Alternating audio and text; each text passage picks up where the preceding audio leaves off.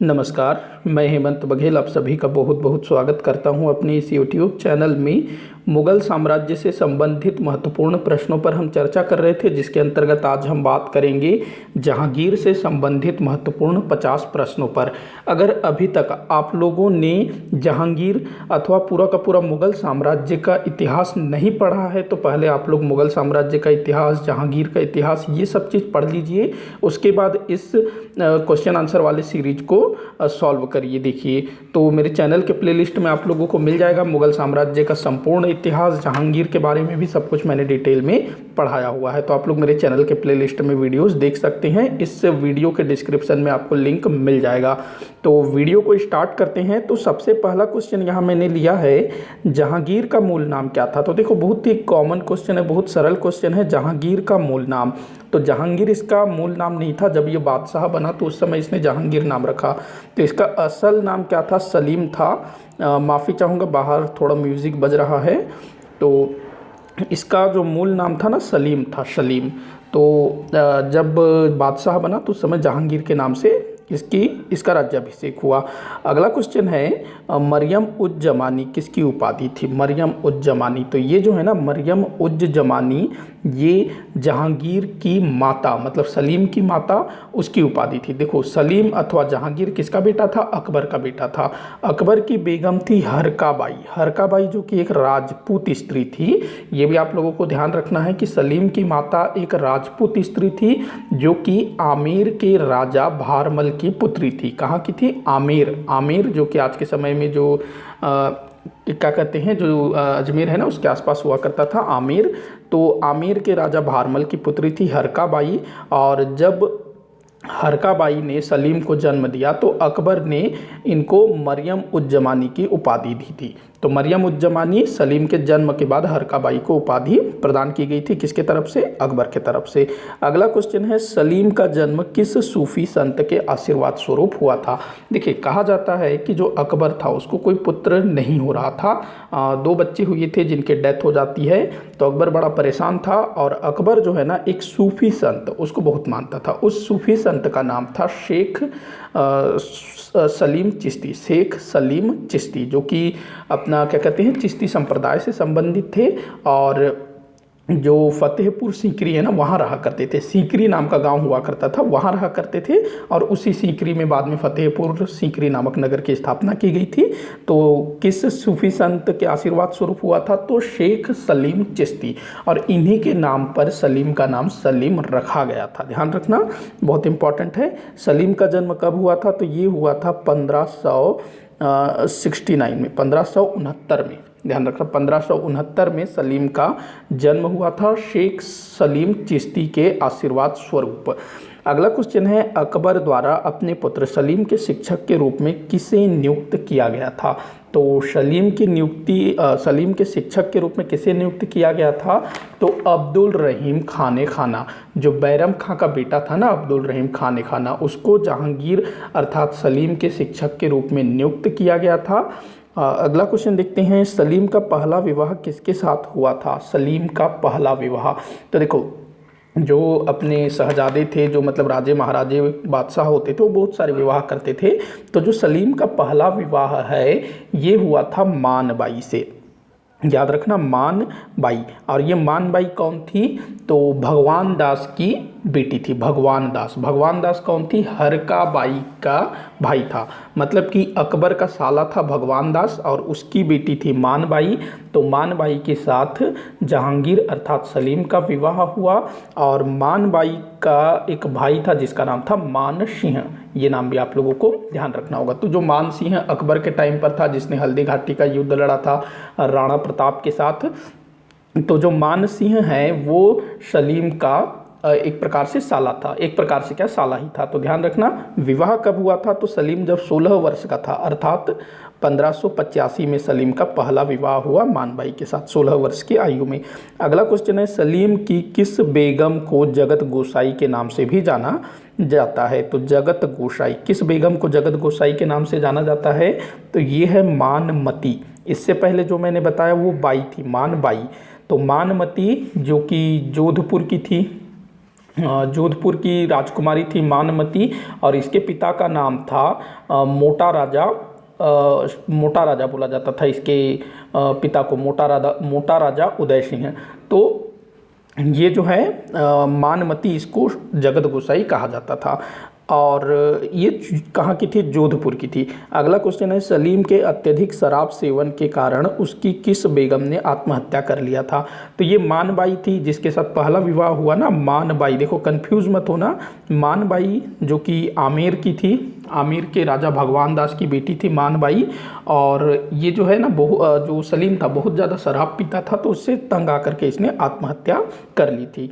अगला क्वेश्चन देखते हैं, सलीम द्वारा विद्रोह किए जाने से अकबर ने सलीम को समझाने हेतु दक्षिण से किसे वापस बुलाया? तो ये था अबुल फजल। अबुल फजल जो कि दक्षिण गया हुआ था। तो जब सलीम विद्रोह कर देता है अपने पिता अकबर के खिलाफ, तो अकबर जो है अबुल फजल को वापस बुलाता है ताकि वो जो है सलीम को समझा सके, और सलीम क्या करता है? अबुल फजल की हत्या करवा देता है। अगला क्वेश्चन है, सलीम ने अपना राज्याभिषेक किस नाम से करवाया? तो सलीम उसने अपना राज्याभिषेक किस नाम से करवाया? तो नूरुद्दीन मोहम्मद जहांगीर बादशाह गाजी। तो इस नाम से वो जो है अपना राज्याभिषेक करवाता है, और इसमें से जो जहांगीर है इस नाम से वो बड़ा विख्यात हुआ। तो नूरुद्दीन मोहम्मद जहांगीर, ये आपको इतना याद रखना है, बाकी इसको याद न रखो तो भी चलेगा। नूरुद्दीन मोहम्मद जहांगीर, इस नाम से उसने अपना राज्याभिषेक करवाया। कब करवाया? 1605 में, जब अकबर की मृत्यु हुई। अगला क्वेश्चन है, जहांगीर के राज्याभिषेक के पश्चात उसके किस पुत्र द्वारा सत्ता प्राप्ति हेतु विद्रोह किया गया? देखो जहांगीर का राज्याभिषेक कब हुआ? 1605 में। लेकिन जहांगीर चूंकि शराब का बहुत सेवन मतलब बहुत ज़्यादा शराब पीता था, और इसी चक्कर में उसकी वाइफ मानबाई, उसने सुसाइड कर लिया था। तो कई सारे लोग जो हैं अकबर की मृत्यु के समय जहांगीर के स्थान पर उसके बड़े बेटे खुसरो, उसको जो है बादशाह बनाना चाहते थे। खुसरो जो कि मानबाई का बेटा था। तो जब 1605 में जहांगीर बादशाह बन जाता है, तो उसके कुछ ही समय बाद लगभग 1606 में उसका बड़ा बेटा खुसरो वो विद्रोह कर देता है। तो ध्यान रखेंगे, खुसरो विद्रोह किया था 1606 में। किसका बेटा था खुसरो? तो जहांगीर और मानबाई का, जहांगीर और मानबाई। तो याद रखेंगे खुसरो, मैं यहाँ लिख देता हूँ खुसरो, ये उसका बड़ा बेटा था सलीम का। अगला क्वेश्चन है, जहांगीर के विद्रोही पुत्र खुसरो का समर्थन किस सिख गुरु द्वारा किया गया? तो खुसरो जो कि जहांगीर का सबसे बड़ा बेटा था, जहांगीर और मानबाई का बेटा था, तो जब ये विद्रोह करता है ना, तो जहांगीर इसको कैद कर लेता है, लेकिन किसी प्रकार से ये कैद से भाग निकलने में सफल हो जाता है, पंजाब चला जाता है। पंजाब में उस समय जो है सिख संप्रदाय उसका उदय हो चुका था। तो इस समय सिख गुरु थे अर्जुन सिंह। तो ये जो है अपने क्या कहते हैं, खुसरो को आशीर्वाद दे देते हैं कि तुम बादशाह बनोगे। तो ये जो चीज़ है ना जहांगीर को बिल्कुल भी पसंद नहीं आती है। तो जब खुसरो पकड़ लिया जाता है, तो उसके बाद गुरु अर्जुन देव को भी पकड़ा जाता है, और फिर जो गुरु अर्जुन देव है इनको जहांगीर द्वारा मार दिया जाता है। तो ध्यान रखेंगे, गुरु अर्जुन देव ने खुसरो का समर्थन किया था। अगला क्वेश्चन है, जहांगीर के समय मेवाड़ का शासक कौन था जिसने मुगलों से संधि कर ली थी? तो ये था राणा अमर सिंह। राणा अमर सिंह जो कि महाराणा प्रताप के पुत्र थे। तो राणा अमर सिंह इन्होंने जो है मुगलों के साथ संधि कर लिया था। देखिए क्या था कि जो मुगल हैं और राजपूत हैं निरंतर लड़ रहे थे, तो राणा अमर सिंह परेशान हो जाते हैं कि उनके जो साथी हैं बेकार में मारे जा रहे हैं, तो संधि कर लेने में ही भलाई है। तो अमर सिंह इस समय शासक थे। अगला क्वेश्चन है, जहांगीर के समय अहमदनगर पर किसका नियंत्रण था? तो अहमदनगर जो कि दक्षिण में था, और अकबर इसको जीतना चाहता था लेकिन पूरी तरह से जीत नहीं सका था। तो जहांगीर के समय में अहमदनगर में मलिक अंबर उसका नियंत्रण होता है। मलिक अंबर बादशाह नहीं होता है, ये वहाँ का वजीर होता है मलिक अंबर, और ये जो है ना अहमदनगर को फिर से शक्तिशाली बना देता है मलिक अंबर। तो मलिक अंबर वहाँ का वजीर था अहमदनगर का। अगला क्वेश्चन है, दक्कन में किसने टोडरमल की भू राजस्व बंदोबस्त को लागू किया? तो जो टोडरमल है ये अकबर का राजस्व मंत्री था, मतलब उसका राजस्व संबंधी काम देखता था, और इसने जो है भू राजस्व व्यवस्था लागू की थी जिसको टोडरमल बंदोबस्त के नाम से भी जाना जाता है। तो टोडरमल की भू राजस्व बंदोबस्त को दक्कन में किसने लागू किया था? तो मलिक अंबर ने लागू किया था। कई बार पूछा गया है, ध्यान रखना इस चीज़ को। अगला क्वेश्चन है, जहांगीर ने अपने किस पुत्र द्वारा दक्षिण विजय के कारण उसे शाहजहां की उपाधि प्रदान की? तो अभी मैंने बताया खुसरो, जिसने 1606 में विद्रोह किया था, तो उसको जो है जेल में डाल दिया जाता है। इसके अलावा भी जहांगीर के और कई सारे पुत्र थे, उन्हीं में से एक था खुर्रम। नाम याद रखना, खुर्रम। खुर्रम खुसरो में बहुत सारे बच्चे कंफ्यूज होते हैं, तो खुर्रम इसको जो है दक्षिण भेजा जाता है अहमदनगर के खिलाफ, और इसको जो है बहुत सफलता मिलती है। हालांकि पूरी तरह से अहमदनगर मुगलों के अधीन नहीं हो पाता है, लेकिन मुगलों का अधीनस्थ राज्य जरूर बन जाता है। तो खुर्रम को दक्षिण में बहुत ज़्यादा सफलता मिलती है, और खुर्रम ने ही मेवाड़, जो राणा अमर सिंह थे ना इस समय मेवाड़ के राणा, तो उनके साथ संधि करने में भी खुर्रम का ही हाथ था। तो खुर्रम की सफलता से प्रभावित होकर के इसको शाहजहां की उपाधि दी थी। ध्यान रखना, दक्षिण अभियान में सफलता के बाद खुर्रम को शाहजहां की उपाधि दी गई थी। पूछा जाता है कि शाहजहां को शाहजहां की उपाधि कब दी गई थी? तो दक्षिण अभियान में सफलता के बाद। शाहजहां जो कि जहांगीर के बाद मुगल बादशाह बनेगा, तो इसका मूल नाम क्या था? खुर्रम था। ये भी आप लोगों को ध्यान रखना है, शाहजहां खुर्रम। अगला क्वेश्चन है, जहांगीर के किस बेगम का वास्तविक नाम मेहरुनिशा था? तो जहांगीर के किस बेगम का वास्तविक नाम मेहरुनिशा था? तो अभी तक हम लोगों ने देखा कि जो मानबाई जहांगीर की पहली पत्नी थी, उसके बाद फिर मानमती जो जोधपुर की थी, उसके बाद इसकी एक और बेगम थी मेहरुनिशा, जिसका नाम इसने रखा नूरजहां। नूरजहां, ये जहांगीर द्वारा नाम दिया गया नूरजहां, असल नाम इसका था मेहरुनिशा। ध्यान रखना। अगला क्वेश्चन है, किस मुगल बादशाह द्वारा मीना बाजार की शुरुआत की गई थी? तो ये अकबर द्वारा शुरू किया गया था मीना बाजार, और ऐसा कहा जाता है जो मीना बाजार है वो आगे भी चलता रहा। तो अकबर ने शुरू किया था मीना बाजार। अगला क्वेश्चन है, जहांगीर ने नूरजहां से विवाह कब किया? तो जहांगीर ने नूरजहां से विवाह कब किया? देखो, जो मानमती है, मानबाई है, उन सब से तो जहांगीर ने, जब वो युवराज था, शहजादा था, तो उस टाइम विवाह किया था। लेकिन जो नूरजहां है, इससे बहुत बाद में विवाह किया। तो कब विवाह हुआ ये आप लोगों को याद रखना है। जहांगीर ने नूरजहां से कब विवाह किया? तो ये 1611 मई 1611, ध्यान रखेंगे, मई 1611, मतलब कि अपने राज्याभिषेक के 6वें वर्ष से इसने नूरजहां से विवाह किया। अगला क्वेश्चन है, जहांगीर द्वारा किसे बादशाह बेगम बनाया गया? तो नूरजहां को इसने अपनी बादशाह बेगम बनाया। अगला क्वेश्चन है, नूरजहां के भाई आशफ खान ने अपनी पुत्री का विवाह जहांगीर के किस पुत्र से करवाया था? तो यहाँ पर आप लोगों को समझना होगा कि जो नूरजहां है, जिसने जहांगीर के साथ विवाह कर लिया, तो नूरजहां का एक भाई था जिसका नाम था आशफ खां। ये अशरफ हो गया है, माफ़ी चाहूँगा, ये आशफ है, आसफ। तो आसफ खां ये नूरजहां का भाई था।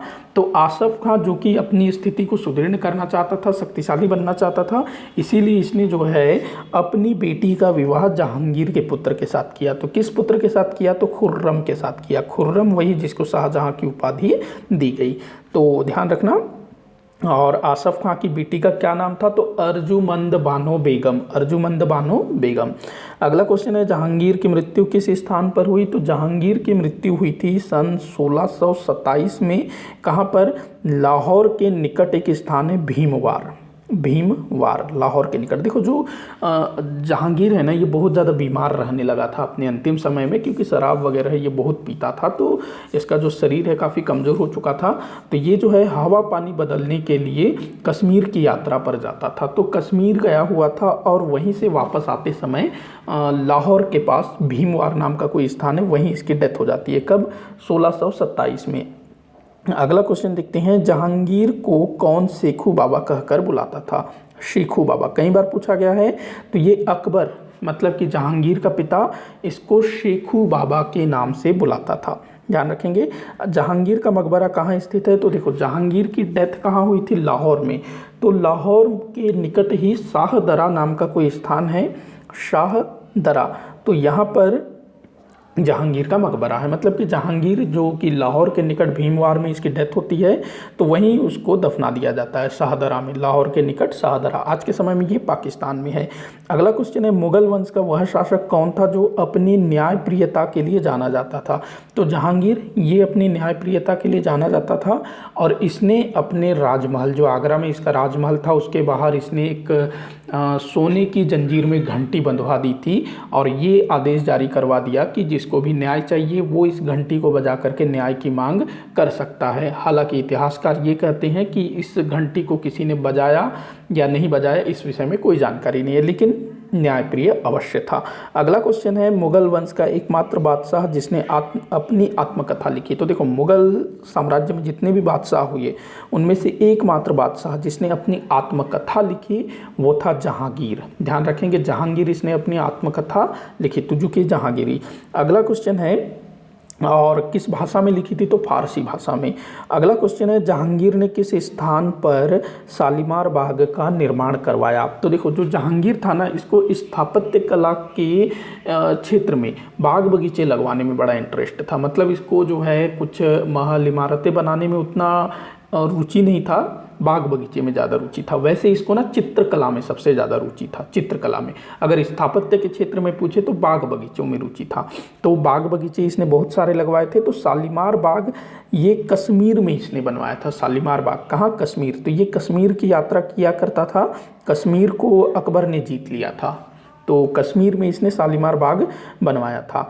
अगला क्वेश्चन है, जहांगीर के शासनकाल को किस कला के क्षेत्र में स्वर्ण युग कहा जाता है? तो चित्रकला। चित्रकला में इसकी बहुत ज़्यादा रुचि थी। और अगर स्थापत्य कला के क्षेत्र में पूछे तो बाग बगीचे। अगला क्वेश्चन है, अबुल हसन एवं मंसूर खां जहांगीर के समय किस कला में प्रख्यात थे? तो ये लोग चित्रकार थे, जहांगीर के समय के चित्रकार थे, काफ़ी प्रसिद्ध चित्रकार थे। दोनों का नाम याद रखना है, पूछा जाता है जहांगीर के समय के चित्रकारों के नामों के विषय में। अगला क्वेश्चन है, जहांगीर के दरबार में ब्रिटिश ईस्ट इंडिया कंपनी से संबंधित कौन सा अधिकारी आया था? तो कोई एक अधिकारी नहीं आया था, बहुत सारे अधिकारी आए हुए थे। तो कौन कौन थे? तो पहला नाम आप लोगों को याद रखना है, विलियम हॉकिंस। William Hawkins. उसके बाद एक आया था टॉमस रो। ये दोनों जो है ना ब्रिटिश ईस्ट इंडिया कंपनी से संबंधित थे। तो विलियम हॉकिंस और टॉमस रो। अगला क्वेश्चन है, जहांगीर द्वारा किस अंग्रेज को इंग्लिश खां की उपाधि दी गई? तो इंग्लिश खां की उपाधि दी गई थी विलियम हॉकिंस को। जो विलियम हॉकिंस है ना, ये कुछ वर्ष आगरा में रहा भी, और वो जो है एक मुस्लिम महिला से विवाह भी करता है और जहांगीर उससे बहुत खुश होता है और उसको इंग्लिश खां की उपाधि देता है। तो ध्यान रखेंगे, इंग्लिश खां विलियम हॉकिंस को जहांगीर द्वारा उपाधि दी गई थी। अगला क्वेश्चन है, एतमातुद्दौला का मकबरा किसके द्वारा बनवाया गया था? एतमातुद्दौला कौन था ये? तो ये था नूरजहां का पिता। मतलब कि जहांगीर का ससुर था एतमातुद्दौला। इसका असल नाम गयास बेग था, गयास बेग। इसको एतमातुद्दौला उपाधि दी गई थी। तो ये नूरजहां का पिता था, तो नूरजहां ने इसका मकबरा बनवाया।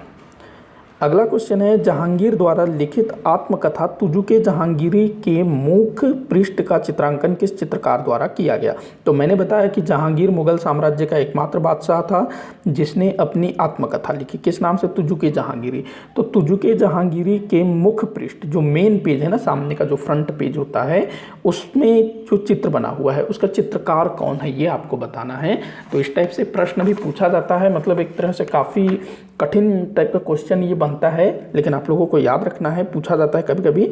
तो ये है अबुल हसन, याद रखना, अबुल हसन। इसने जो है फ्रंट पेज का चित्र बनाया था, अबुल हसन। तुजुके जहांगीरी का फ्रंट पेज, अबुल हसन।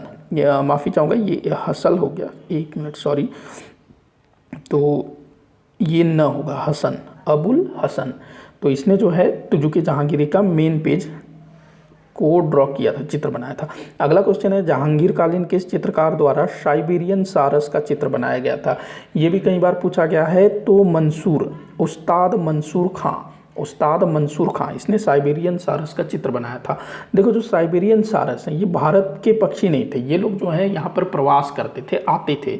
तो उनका चित्र बनाया था उस्ताद मंसूर खान ने।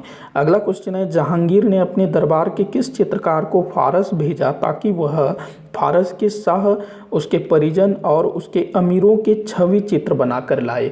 देखो जहांगीर के समय में ना छवि चित्रकारी ये भी बहुत ज़्यादा प्रख्यात हुआ, बहुत ज़्यादा प्रसिद्धि पाया छवि चित्रकारी ने। और जहांगीर ने अपने एक चित्रकार को फारस भेजा ताकि वो जो है फारस के शासक, उसके परिजन और वहाँ के जो अमीर हैं उनका चित्र बना करके लाए। तो किसको भेजा था? विशन दास को। याद रखना ये भी टफ क्वेश्चन के रूप में पूछा जाता है। तो विशन दास इसको भेजा था फारस। अगला क्वेश्चन है, अकबर द्वारा अपने पुत्र सलीम के शिक्षक के रूप में किसे नियुक्त किया गया था? तो ये वाला क्वेश्चन शायद रिपीट हो गया। तो अब्दुल रहीम खाने खाना ये सलीम का शिक्षक था। अगला क्वेश्चन है, जहांगीर ने अपना राज्याभिषेक किस नाम से? ये शायद ये क्वेश्चन भी रिपीट हो गया, माफ़ी चाहूँगा। अगला देखते हैं, बादशाह बनने के पश्चात जहांगीर ने अपनी न्यायप्रियता सिद्ध करने के लिए कौन सा कार्य किया? तो मैंने बताया कि जो जहांगीर है ये न्यायप्रिय शासक था और इसने अपनी न्यायप्रियता दिखाने के लिए अपने महल के बाहर एक सोने की जंजीर में एक घंटी बंधवा दी थी। तो ये इसका आंसर है। तो अपने न्यायप्रियता दिखाने के लिए इसने अपने महल के बाहर एक सोने की जंजीर में घंटी बंधवा दी। अगला क्वेश्चन है, किस मुगल बादशाह के समय सिख मुगल संबंध बिगड़ गया? तो ये जहांगीर के टाइम पर था। जहांगीर ने सिख गुरु अर्जुन सिंह की हत्या करवा दी थी। तो इस समय से जो है मुगल और सिखों के बीच संबंध बहुत ज़्यादा बिगड़ना शुरू हो गया था, क्योंकि हत्या करवा देना बहुत बड़ी बात होती है। अकबर के टाइम पर दोनों के बीच जो संबंध है ना अच्छे थे। अगला क्वेश्चन है, किस मुगल बादशाह के समय कंधार मुगलों के हाथ से निकल गया? देखो जो कंधार है ना, जो आज के अफगानिस्तान में है, तो मुगलों के लिए काफ़ी महत्वपूर्ण हुआ करता था और बाबर ने इसको जीता था। बाद में अकबर ने फिर से इसको जीता, लेकिन जहांगीर के टाइम पर 1622 में जो कंधार है मुगलों के हाथ से निकल जाता है। कंधार पर फारस के शासकों का अधिकार हो जाता है। अगला क्वेश्चन है, हिमाचल प्रदेश का वह पहाड़ी प्रदेश कौन सा था जिसे अकबर भी जीत नहीं सका था, लेकिन जहांगीर के शासन काल में खुर्रम के प्रयास से वह पहाड़ी प्रदेश मुगलों के अधीन हुआ? तो खुर्रम मतलब कि शाहजहां, जिसने दक्षिण को जीता था, मतलब अहमदनगर पर सफलता प्राप्त की थी, मेवाड़ पर सफलता प्राप्त की थी। इसके अलावा खुर्रम के नाम हिमाचल प्रदेश का कोई पहाड़ी प्रदेश, तो वो पहाड़ी प्रदेश कौन सा था? कांगड़ा। याद रखेंगे। एक मिनट, हाँ कांगड़ा, कांगड़ा इसको याद रखना। तो कांगड़ा को जो है खुर्रम ने जीता। किसके समय में? जहांगीर के समय में। इसको अकबर भी जीत नहीं सका था। काफ़ी इंपॉर्टेंट था ये। अगला क्वेश्चन है, किसने बड़ी संख्या में मराठों को अपनी सेना में शामिल किया था? तो किसने बड़ी संख्या में अपनी सेना में मराठों को शामिल किया? तो मलिक अंबर। मलिक अंबर कौन था? ये अहमदनगर का वजीर था। तो इसने जो है मराठों को, मराठे मतलब छत्रपति शिवाजी महाराज, उनके जो पूर्वज थे, उनको बड़ी संख्या में अपनी सेना में शामिल किया।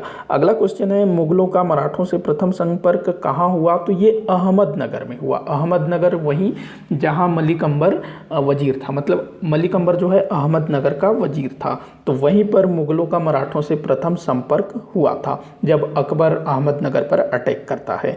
ये भी पूछा गया क्वेश्चन है, तो ध्यान रखेंगे।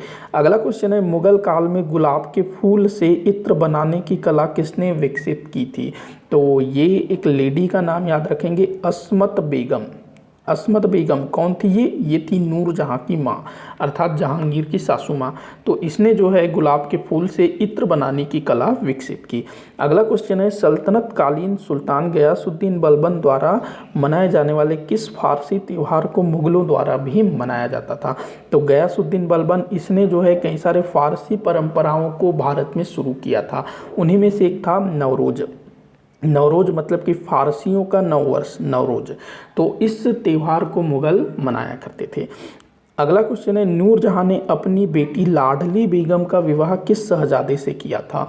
तो नूरजहां, जिसका पहले भी विवाह हो चुका था और इसकी एक बेटी थी, तो नूरजहां ने अपनी बेटी लाडली बेगम का विवाह जहांगीर के पुत्र शहरयार से कर दिया था। शहरयार नाम याद रखेंगे, शहरयार। देखो जहांगीर के नाम लगभग 5 बेटे थे। सबसे पहले तो खुसरो था, खुर्रम, शहरयार, उसके बाद एक जहांदार, तो याद रखेंगे इन लोगों को। तो शहरयार का विवाह किसके साथ हुआ था? नूरजहां की बेटी लाडली बेगम के साथ। वहीं खुर्रम का विवाह नूरजहां के भाई आसफ खां की बेटी अर्जुमंद बानो बेगम से हुआ था। अगला क्वेश्चन है, नूरजहां गुट में नूरजहां के माता पिता एवं भाई के अलावा कौन सा मुगल शहजादा शामिल था? तो देखो, जो नूरजहां है ना, जहांगीर से विवाह करने के पश्चात एक गुट बना लेती है जिसमें नूरजहां के माता पिता मतलब कि अस्मत बेगम और इत्मातुद्दौला एवं उसका भाई आसफ खां, ये सब होते हैं। इसके अलावा एक मुगल शहजादा भी इसमें शामिल होता है, वो था खुर्रम। खुर्रम जिसने आसफ खां की बेटी से विवाह किया। तो ध्यान रखेंगे। अगला क्वेश्चन है, खुर्रम के विद्रोह के समय उसके किन पुत्रों को जहांगीर ने समझौते के अंतर्गत बंधक के तौर पर दरबार में रखा था? तो देखो, जो खुर्रम है ना, वो 1622 में विद्रोह कर देता है अपने पिता के खिलाफ। और हालांकि बाद में जब खुर्रम जहांगीर से माफ़ी मांगता है तो जहांगीर उसको क्षमा कर देता है, लेकिन जहांगीर उसके 2 पुत्रों को अपने पास रखता है बंधक के तौर पर। वो कौन कौन थे? तो दारा शिकोह और औरंगजेब। बंधक के रूप में ऐसा नहीं है कि उनको बांध के रखे, मतलब अपने पास रखेगा इस टाइप से। तो दारा शिकोह और औरंगजेब को अपने पास रखा था जहांगीर ने। अगला क्वेश्चन है, मुगल वंश का वह बादशाह कौन था जिसके सत्ता पर बैठते ही उसके पुत्रों के विद्रोहों का सामना करना पड़ा? तो ये जहांगीर था। जैसे ही वो सत्ता पे बैठा तो उसके बड़े पुत्र खुसरो, उसने विद्रोह कर दिया। बाद में उसके बेटे खुर्रम द्वारा भी विद्रोह किया गया। शहरयार वो भी बादशाह बनने की कोशिश कर रहा था। तो ध्यान रखेंगे, जहांगीर इसके सत्ता पर बैठते ही विद्रोह शुरू हो गया इसके पुत्रों द्वारा। अगला क्वेश्चन है, मुगल वंश का प्रथम बादशाह कौन था जिसने अपने भाइयों की हत्या करवा कर गद्दी प्राप्त की थी? तो ये कौन था? ये था खुर्रम, मतलब कि शाहजहां।